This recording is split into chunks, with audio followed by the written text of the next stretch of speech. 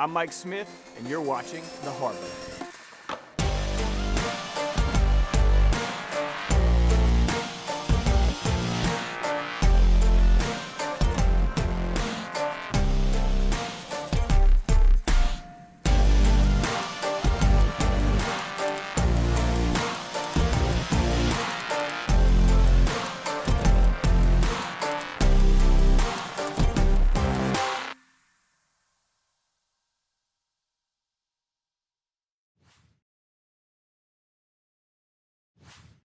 You know what's incredible to me?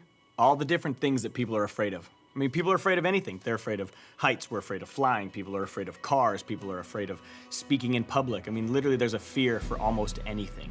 Like anatidophobia, it's the fear that somewhere, somehow, a duck is watching you. Or decisiophobia, which is the fear of making decisions. Maybe a lot of you struggle with that. There's even a phobia called hippopotamonstrosesquipedaliophobia, which is ironically the fear of long words. I mean, people are afraid of everything from squirrels to butterflies to belly button lint. I mean, the list goes on and on, but those things, those aren't my fears. My biggest fear is being mediocre.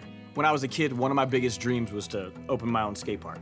I'd lay in bed at night just dreaming about it and thinking about it, and when the opportunity came after college to start my first skate park, I remember being extremely excited for the opportunity, but at the same time, I was terrified. I had this fear of not living out of my purpose and not living out of my passion and not creating this thing that I'd always dreamed about doing, but I also had this fear of what are people gonna say about me if I fail? What are people gonna say about me if this doesn't work? What if people hate on me for my ideas? So on one hand, I was terrified to try, and on the other hand, I was terrified not to.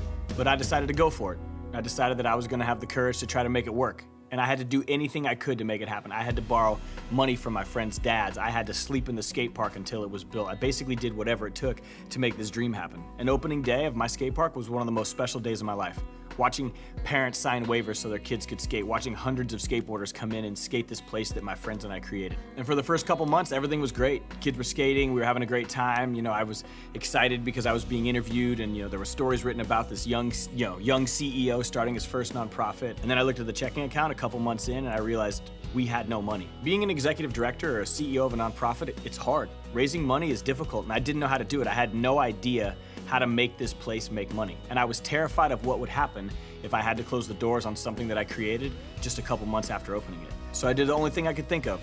I got stubborn. I made a choice that I was gonna sleep under a bridge and live homeless until we raised $10,000 for my charity, and I wasn't gonna come out from underneath this bridge until we reached our goal. And I was terrified. I was scared of sleeping under a bridge, living where homeless people live, just being outside for that amount of time. I had no idea how long this was gonna take. I was honestly terrified, but I did it.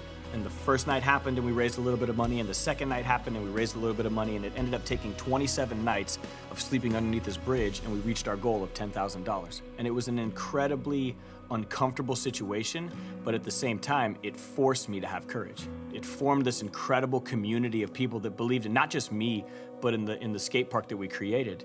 And it took that little moment of courage, it took looking my fear in the face and kind of stepping out on the ledge and going for it to kind of help create all the things that we've done today. My whole philosophy on fear is I don't even like to talk about it. I don't want to give it power. Sure, I'm afraid of things. We all are. But if you focus on it, if you focus on that fear and you give it all this power, well, then it begins to control you. On one hand, we have this obsession with wanting to be courageous and wanting to overcome obstacles. And sure, it takes being afraid of something to overcome those obstacles. But I hate focusing on this idea of what are we afraid of. I love focusing on the idea of how can I have courage. You see, fear, it costs us something. When we let fear control our lives or dictate the things that we do, it really does cost us. Some of you are talented. Some of you have an incredible ability to sing, but you're afraid to try out for choir. Some of you want to play sports, but you're afraid that you might not make the team. Some of you want to hang out with a new friend group, but you're scared of what your current friend group might say if you went and did something different. You see, that's why I hate fear.